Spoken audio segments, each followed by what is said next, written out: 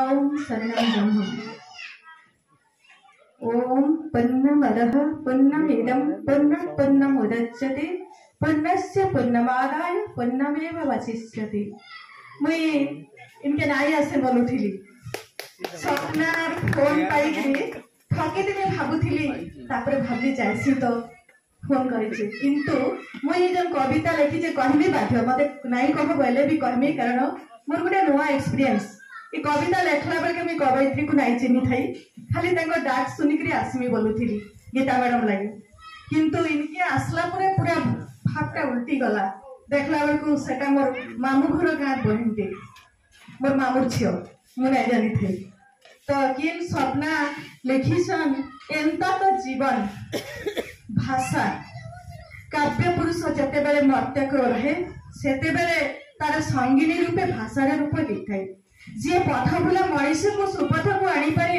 जे कंकाल भितर प्राणर संचार करि पारे से हेला हमर भाषा मातृभाषा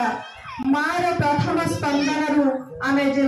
भाषा को अनुभव करि थाउ सेटा हला मातृभाषा। तो मैं आज ये कविता जन लिखी छे हठात लेखिक आसी छे स्वप्ना तक आसमी बोलिक तो भावर कहर गुरु इटा इनर एक्सपीरियंस मु जंती घरे बसी के लेखिली सकाळ पाखापाखि सेंती पूरा सही परिवेश गुरु मोर कविता हला भावर कहर गुरुतुटे ऑयल लागुचे आजकारी मिलान गुरुतुटे ऑयल लागुचे आजकारी मिलान